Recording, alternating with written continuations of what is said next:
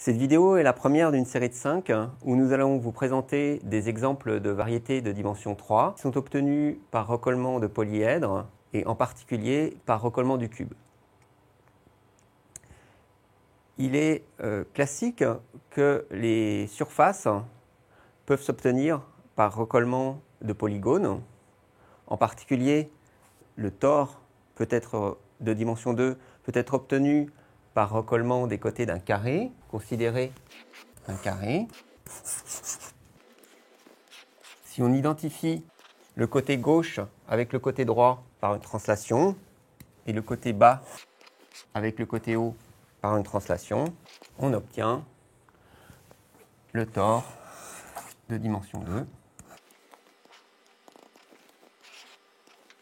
De même, si on considère un octogone et que l'on recolle les côtés de la manière suivante, le côté rouge avec le côté rouge en respectant le sens des flèches, le côté bleu avec le côté bleu, on obtient une surface de genre 2, c'est-à-dire une bouée à deux places. À vrai dire, toutes les surfaces peuvent être obtenues de cette manière. La surface de genre G s'obtient en recollant les côtés d'un polygone à 4G côtés. Ce que nous voudrions vous expliquer, c'est que des variétés de dimension 3 peuvent être obtenues par un procédé parfaitement analogue. Le premier exemple, qui vient à l'esprit par analogie directe avec celui du tore de dimension 2, consiste à considérer un cube et à identifier cette fois-ci la face gauche avec la face droite par une translation, la face du bas avec la face du haut également par une translation, et la face avant avec la face arrière, encore une fois, par une translation. On fait cela, on obtient un espace de dimension 3 qui n'est autre que ce qu'on appelle le tore de dimension 3, qui est le produit de 3 copies du cercle. De même que le tore de dimension 2 est le produit de 2 copies du cercle. Ce procédé de recollement peut être généralisé. Pouvons considérer un polyèdre P de dimension 3, par exemple une pyramide. Considérer les faces de ce polyèdre. Je vais noter F1, Fk. Ici, K égale 8. Considérer une involution de l'ensemble des faces, c'est-à-dire 1K dans lui-même. On considère alors pour chaque I une application affine Fi de la face numéro I dans la face qui lui apparaît F sigma de I, où l'on demande que l'application F sigma de I soit l'inverse de l'application Fi, ce qui va nous permettre effectivement d'avoir un recollement bien défini entre la face Fi et la face F sigma de I. On peut alors considérer l'espace obtenu à partir du polyèdre P en recollant la face Fi avec la face F sigma de I pour chaque I. Autrement dit, formellement, on considère l'espace V qui est le quotient de P par la relation d'équivalence où X est équivalent à Y si et seulement si X est dans l'une des faces, Fi, Y est dans la face qui lui est appariée, F sigma de I, et Y est l'image de X par l'application affine Fi. Je dirais que V est un espace obtenu par recollement de polyèdres. Cet espace obtenu par recollement de polyèdres vient avec une sorte de stratification. Les sommets de P les arêtes de P et les faces de P induisent des sommets, des arêtes et des faces dans V. Attention, deux sommets distincts de P peuvent être identifiés en un seul et même sommet dans V. Par exemple, on reprend la construction du tore T3. Donc P est un cube. Ce cube a bien entendu 8 sommets, 12 arêtes et 6 faces. Mais lorsqu'on identifie, de même, l'arête que je dessine en violet va être identifiée, lorsqu'on va identifier la face gauche avec la face droite, cette arête violette va être identifiée avec celle-ci. Maintenant, quand on va identifier la face du haut avec la face du bas, les arêtes violettes vont être identifiées avec celle-ci.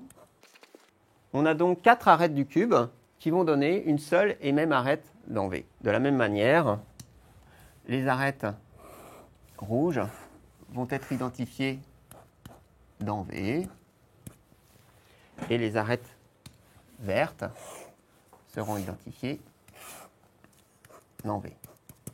Ainsi, dans V, qui est ici le tore T3, on aura seulement 3 arêtes, puisque les 12 arêtes sont identifiées 4 par 4.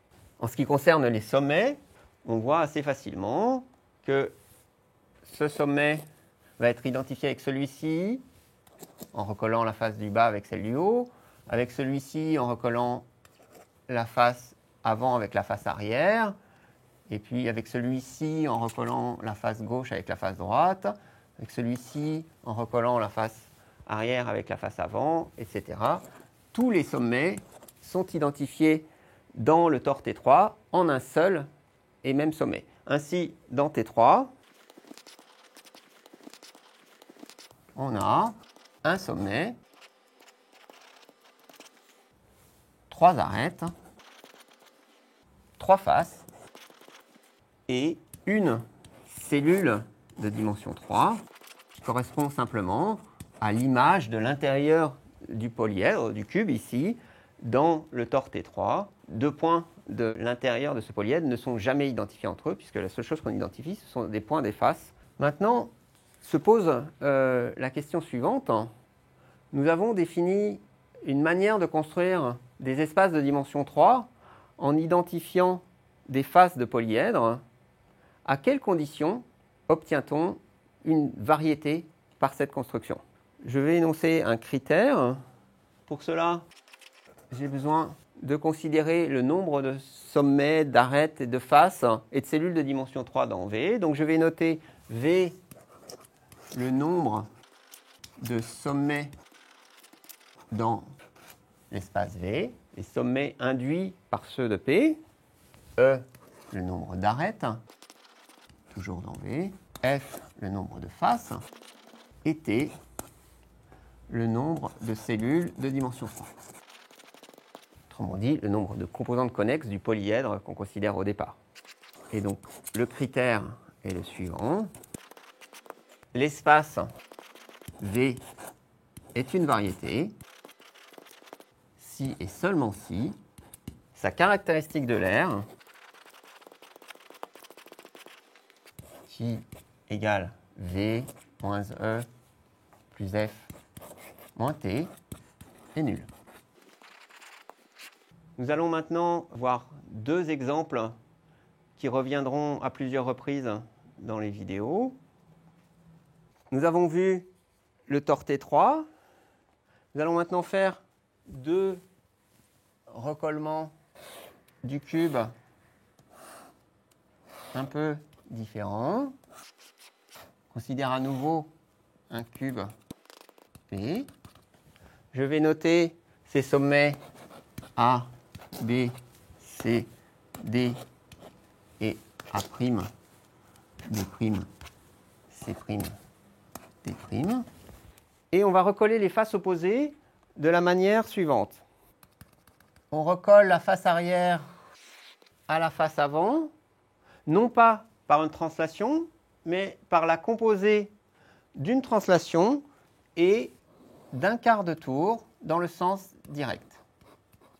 On recolle la face du dessous avec la face du dessus, également avec une translation composée avec un quart de tour, mais cette fois-ci dans le sens indirect. Et on recolle la face de gauche avec la face de droite via une translation composée avec un quart de tour dans le sens indirect. On va obtenir par ces recollements un espace de dimension 3. Cet espace est-il une variété? Nous avons établi un critère. Ce critère nous amène à compter le nombre de sommets, d'arêtes et de faces dans V. Bien entendu, nous avons une cellule de dimension 3, mais à B', puisqu'on tourne de moins un quart de tour. Puis, quand on recolle la face droite avec la face gauche, B' se retrouve identifié à C'. Puis, quand on recolle la face du dessus avec la face du dessous, que C' se retrouve identifié avec D. Si on faisait une translation, ce serait C, et on retourne, donc on trouve D. Ainsi, A, B', C' et D constituent un seul sommet dans V, et on vérifie que les autres sommets du cube ne sont pas identifiés à l'un de ceux-ci. Par contre, par un raisonnement analogue, ces 4 autres sommets sont identifiés entre eux. Ainsi, dans V, on aura 2 sommets. Il nous reste à comprendre ce qui se passe au niveau des arêtes. Donc, considérons par exemple cette arête-ci, l'arête AB. Quand on identifie la face du dessous avec la face du dessus, cette arête est identifiée à B'D'. Quand on identifie la face droite avec la face gauche, cette arête est identifiée à CC', etc. On vérifie que les identifications d'arêtes conduisent à identifier ces 6 arêtes entre elles et que par ailleurs, on a un deuxième cycle d'arêtes également constitué de 6 arêtes du cube. Et on voit donc qu'on a 2 arêtes dans V. Ainsi, la caractéristique de l'aire de V est égale à 2 moins 2 plus 3 moins 1, qui n'est pas nul. V n'est donc pas une variété.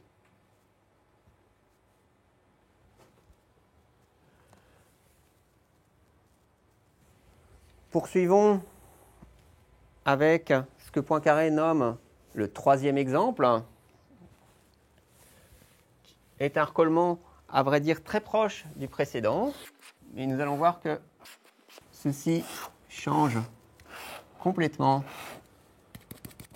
le résultat. Donc on considère à nouveau notre cube. Je garde les mêmes noms de sommets.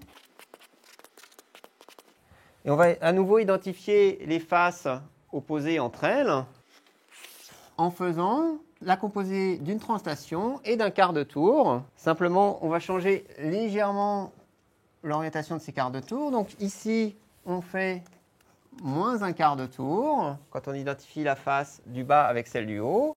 Quand on identifie la face arrière avec la face avant, on effectue moins un quart de tour. Et la face gauche avec la face droite, on effectue moins un quart de tour. On compte le nombre de sommets dans l'espace quotient V. Donc, on part du sommet A. Celui-ci est identifié au sommet B', quand on colle la face du dessous avec la face du dessus.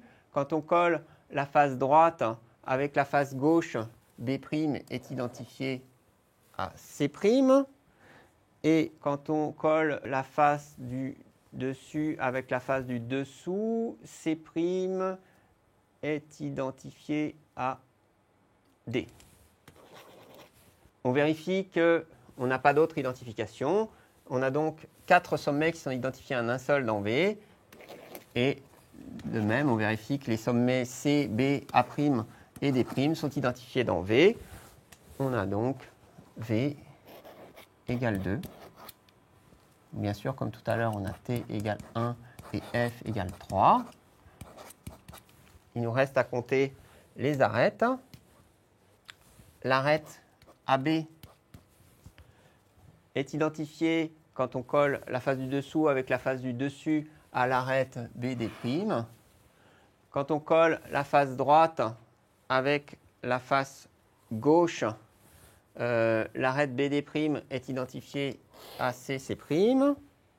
Et on vérifie, en fait, quand on colle la face avant avec la face arrière, cette arête est identifiée à celle-ci, la face gauche avec la face droite à celle-ci, et la face haute avec la face basse, elle n'est pas concernée. Donc il n'y a pas d'autre identification. Ainsi, on a 3 arêtes qui conduisent à une seule arête dans V. Ces 3 arêtes sont identifiées dans V.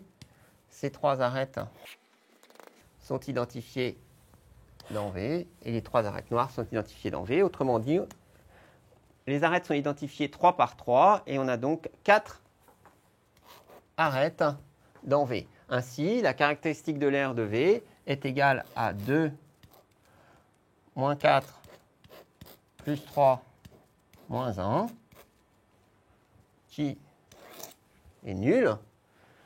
Ce recollement conduit donc à une variété.